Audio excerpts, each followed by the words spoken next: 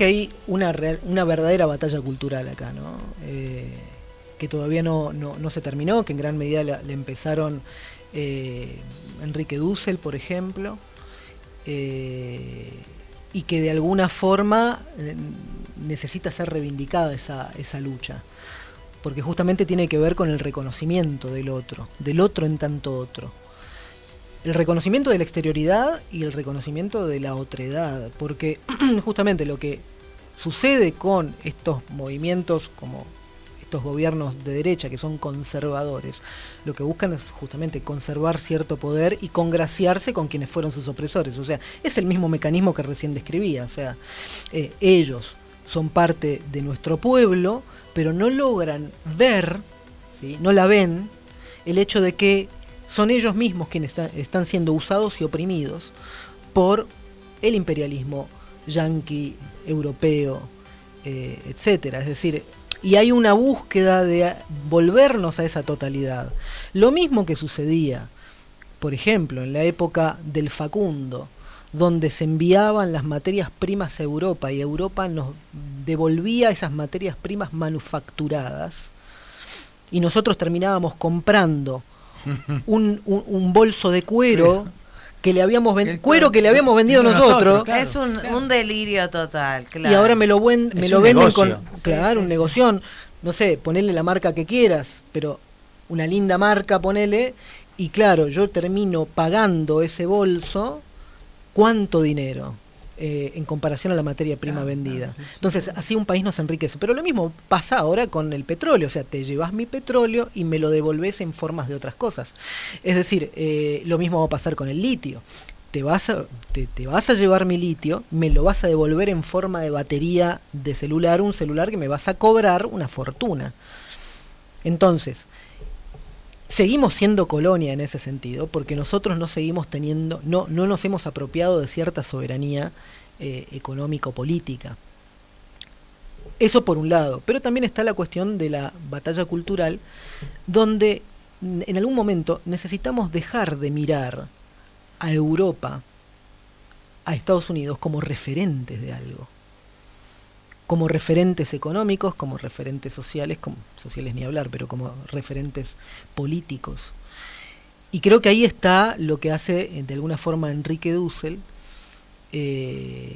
cuando plantea que para empezar a decolonizarnos verdaderamente tenemos que empezar a hacer una filosofía que parta desde la base misma, que es el oprimido. Todas las filosofías hasta ahora, dice él, se han posicionado en la relación amo-esclavo del lado del amo. Sí, es real eso, es así, se palpa. La posición es claro eso. partiendo desde el punto de vista del amo. ¿Sí? Se justifica de esa forma el sujeto cognoscente para Descartes a partir del amo, del sujeto cognoscente. Y lo mismo va a pasar, por ejemplo, en el caso de Hegel, cuando plantea el hecho de que el negro, el africano, no tiene subjetividad, que es lo mismo que no tiene inteligencia y que por ende puede ser esclavizado. Lo mismo va a pasar con los pueblos originarios. Y ahí aparece toda esta cuestión de la acumulación originaria. O sea, la riqueza europea parte de una primera acumulación. Una acumulación pequeña que ocurría ya por el 1600, que esto es algo que ya describe en gran medida Michel Foucault en Vigilar y Castigar, por ejemplo, cuando plantea el hecho de que se empezaron a tratar de corregir ciertas ilegalidades, él la llama ilegalismos. Ilegalismos donde me apropio de una tierra que no es de nadie, pero ahora es mía, ¿sí? Y que no estaba tipificada en ningún código y bueno, necesitó ser tipificada. Eso es parte de la acumulación originaria. Pero también tenemos esto de, ahora llegamos a las tierras de América y claro, como acá no hay títulos de propiedad, esto es de cualquiera. Y como yo acabo de venir y tengo el lenguaje, digo, yo la descubrí y ahora le voy a poner el nombre que yo quiera. Y como le pongo nombre, como pasa por ejemplo en el Génesis, si hacemos un paralelismo, donde Dios le dice a Adán, sojuzgarás, tendrás en sujeción los peces del mar, las criaturas voladoras de los cielos, y todo animal que se mueve sobre la tierra, y acto seguido el texto bíblico dice, y Dios le fue trayendo a Adán los animales para que él les pusiera nombre. Ese acto de poner nombre, de nombrar, implica ese acto de sojuzgamiento. Claro. Entonces, lo primero que hacemos y cuando llega el europeo, cuando llega a América, lo primero que hace es ponerle nombre. Claro. ¿Por qué? Porque es la señal de su juzgamiento. Lo mismo hace el hombre en el registro de Adán y Eva con Eva. Y tú te llamarás Eva porque serás la madre de todos los vivientes. O sea, ahí está el hombre, ¿sí?, planteando la sujeción y el sometimiento de la mujer al nombrarla. Al nombrarla y al visibilizarla. No tiene visibilidad propia la mujer en el registro del Génesis. Es el hombre el que le da la visibilidad. Pero por otro lado hace un giro bastante macabro el judaísmo en ese momento, porque como él le ponía nombre a todos los animales y después viene Eva también, entendemos por dónde viene la mano, ¿no? Claro. De ahí que la mujer para Aristóteles no tiene inteligencia. Es un elemento de fonación igual que los esclavos y los niños. Exactamente. Bueno, el tema de la decolonialidad parte de este elemento de el otro y la otredad. Entonces, ¿cómo se colonizó América?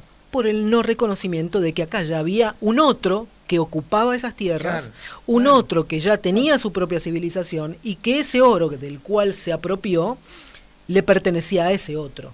Entonces, una filosofía que no se haga desde el otro es una filosofía que es colonizadora.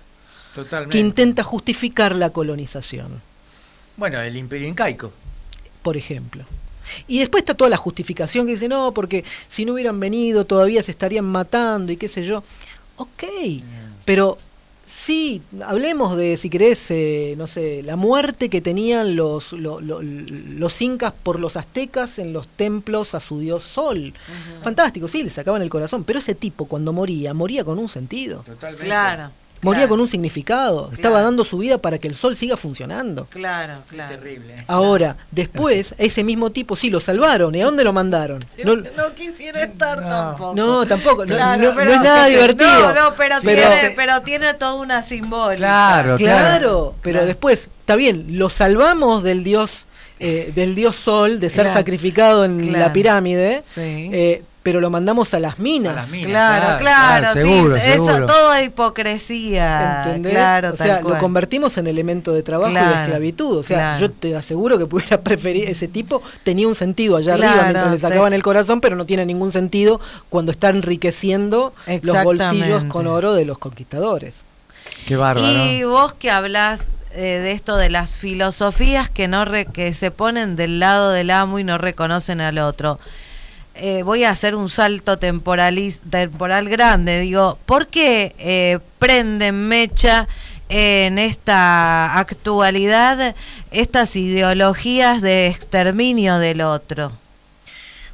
Mira, yo creo que en gran medida porque uno no quiere estar del otro lado, no quiere estar del lado de los exterminados, entonces se produce una especie de falsa dicotomía que o soy exterminado o extermino.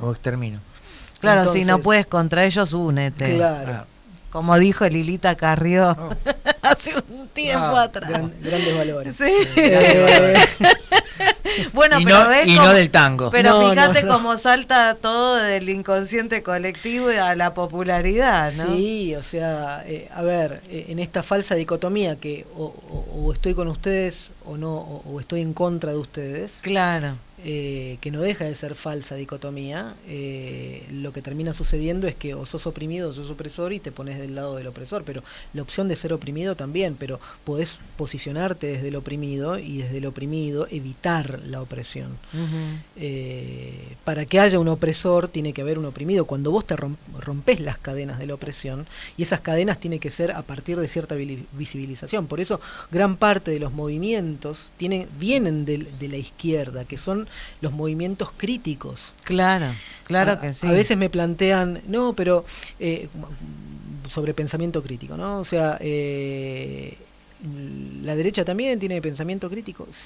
No, o sea, lo que tiene la derecha quiere apropiarse de las herramientas de pensamiento crítico para poder volverlas en contra, cosa que no puede hacer porque les gusta pensar críticamente a partir de los elementos del lenguaje.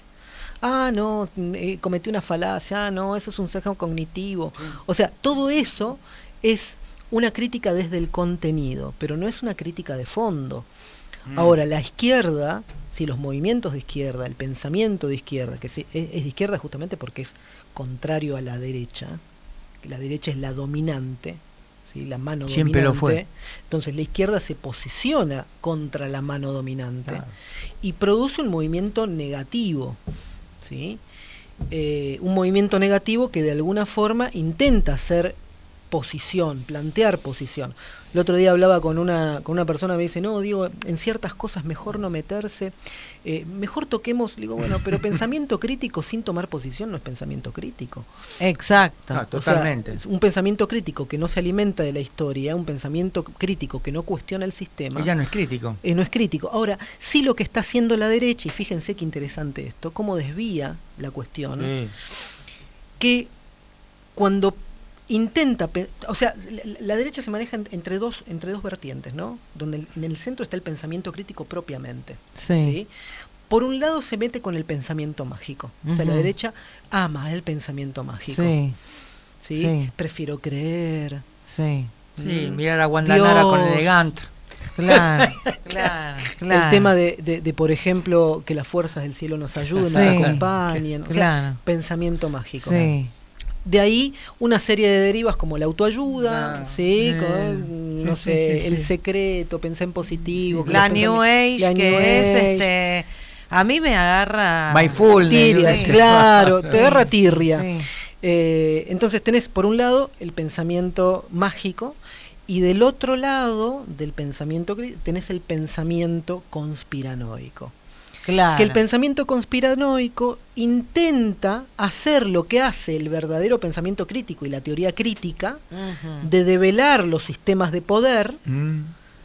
pero cuando empieza a buscar y a hurgar, desvía en algún momento por ciertas corrientes pseudocientíficas, y ahí aparece el discursito de estamos en la Matrix, Sí, sí, sí. estamos, nos gobiernan los reptilianos, todo se reduce a una cuestión de masonería, o sea, entonces tenés esos dos, y yo creo que el pensamiento crítico es volver, no, venís para acá, esto es pensamiento mágico, volvete para acá. Claro, Esto es claro. pensamiento conspiranoico. Claro. Si vos querés hacer una crítica verdadera, tenés que criticar el sistema, porque tanto el pensamiento mágico como el pensamiento conspiranoico dejan indemne Al sistema. al sistema.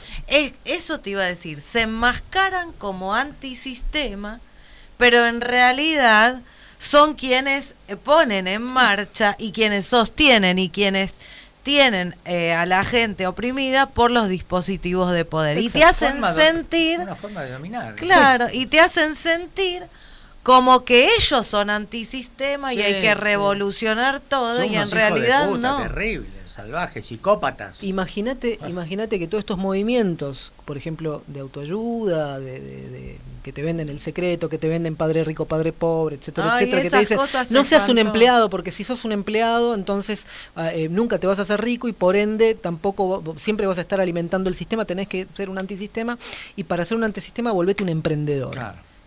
Pero cuando te volvés un emprendedor, lo que estás haciendo es darle de comer a la bestia. Claro, O sea, seguro, no seguro. tengo nada con los emprendedores, me parece No. genial, tenemos que emprender, pero lo que quiero decir es, el discurso ideológico de fondo tiene que ver con el hecho de ser un antisistema volviéndote parte del sistema. Claro, claro. Y, Y también legitimando. legitimando la esclavitud solapada Totalmente. de tenerte en funciones las 24 Totalmente. horas online, con la esperanza de que si pones una hojita verde de laurel, te va a llover dinero del cielo, y si rezás ciertas palabras de la cábala, que yo honestamente a veces hago esos ritualitos y qué sé yo, porque uno le deposita una fe desde lo que es la creencia más primitiva, pero no deja de ser pensamiento mágico, chabacano en realidad, al servicio de fomentar una esclavitud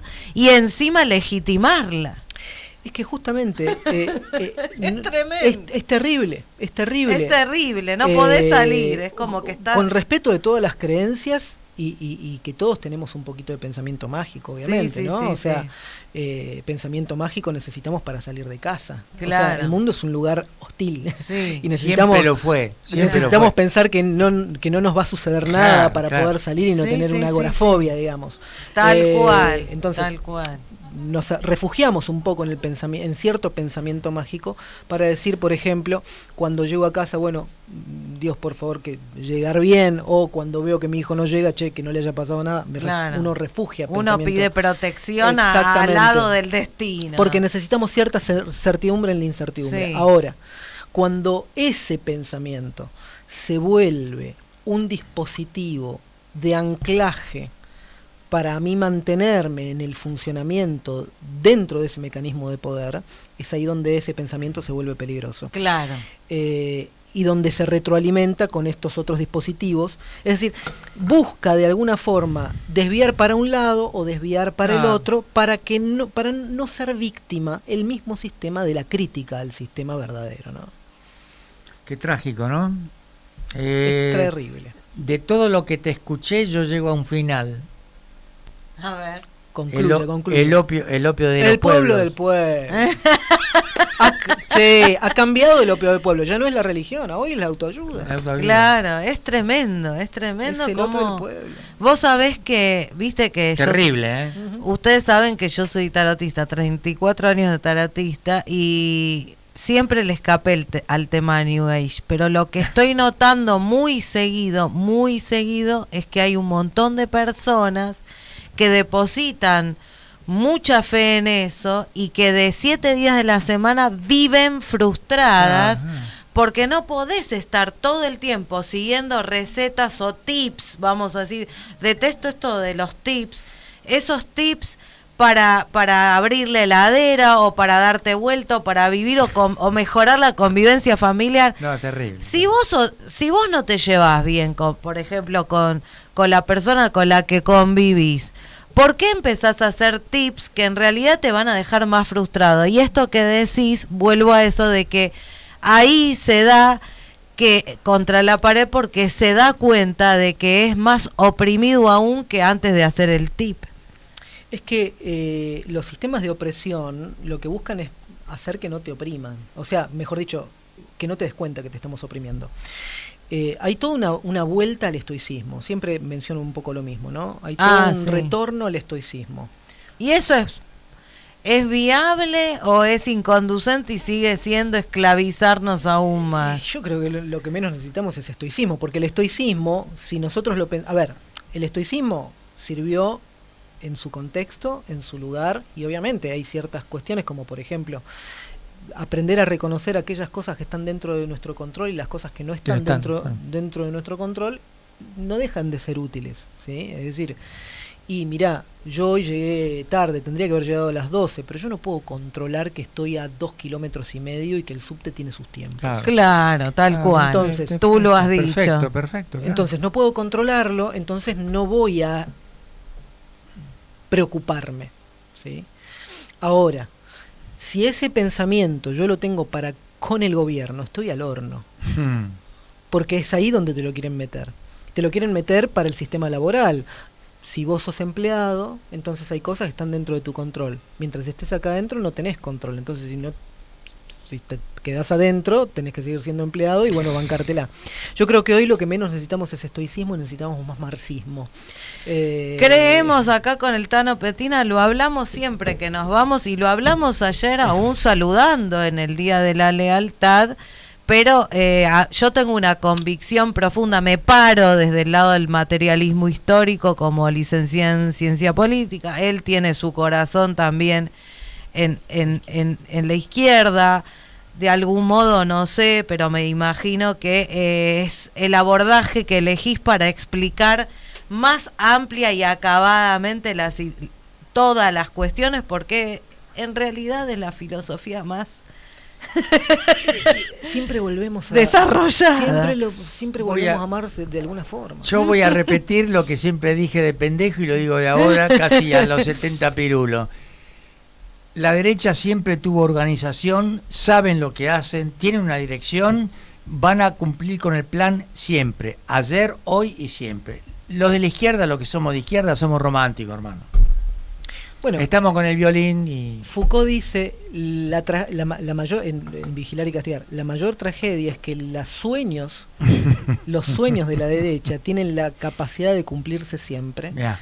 y los de la izquierda tienen la desgracia de no realizarse nunca. Vamos a tomar un vinito, hacemos la guerra así. Claro. ¿Me entendés? Pero tiene que ver con el sistema de poder. Totalmente. La derecha siempre tiene poder. Exactamente. Entonces, la guita la tienen ellos. Por otro lado, también está la cuestión de que hay un racionalismo, ¿no? Como plantea Adorno, hay una racionalidad dialéctica que posiciona lamentablemente en esto que acabas de describir vos, ¿no? Que tienen todo calculadito, ¿no? Un bocadillo. Por favor. Sabés que hace muchos años yo tuve el lujo de hacer varios reportajes, pero uno para mí que fue fundamental, hacerle un reportaje al compañero Julio Santucho. Yo estaba, no sé cómo estaba, en el estudio estaba con la gorompa ahí arriba, ¿viste? Lo tenía el chabón ahí al frente. Acordate que es el único sobreviviente de una familia exterminada, el único. Sí. Él tiene una hija que vive en Roma, se dedica a hacer cine, es cineasta por los derechos humanos. Bueno, termina el reportaje. Yo estaba con una... estaba muy emocionado, ¿viste? Y mientras la emoción transcurría por las venas, tenía sueño, ¿viste? En ese momento. Entonces, cuando me voy a despedir, le di un abrazo, le digo, Julio, escuchame una cosa, si querés hacer algo, invítame. Y me dijo, estás equivocado. La plata la tienen ellos, nosotros no podemos hacer nunca más nada. Y si vos hubieses estado con mi hermano, hasta hoy no vivirías, y el programa que vos estás haciendo no lo hubieses hecho nunca, estarías muerto. Yo me salvé. Ese fue Julio Santucho y me dio una lección. Sí. Es lo que decimos, ellos tienen todo, siempre tuvieron todo, por eso existió, por ejemplo, el Imperio Romano. Exactamente. Tienen por acumulación originaria. Total, nunca nos olvidemos. Exactamente. Eso, ¿no? Es un arrebato. Es un arrebato. En eso estoy totalmente de acuerdo. O sea, no es que le hicieron. No. Vinieron acá a currar, y se curraron todo. Esa famosa frase de con la tuya, en realidad la tuya es la que nos saqueaste. Es la mía. Claro, es la que nos saqueaste. La tuya es la mía, que yo no tengo, pero tenés vos. A los incas les llevaron espejitos de colores y entregaron todo el oro. Fue terrible. Y la masacre que hicieron. Sí, ni hablar. Bueno, Diego, te agradecemos mucho, no queremos retenerte más, sabemos que estás a full y a mil y como decís vos, el subte nos juega malas pasadas. Te agradezco enormemente y bueno, seguramente estamos volviendo de aquí a unos días, ¿no? ¿Acá 15 días? Dale, en 15 días nos vemos y bueno, mucho éxito en esta vuelta a la patria y un beso a toda tu familia. Bueno, muchas gracias. Encantada de tenerte. Muchas gracias y un abrazo enorme a toda la audiencia y gracias por estos minutos.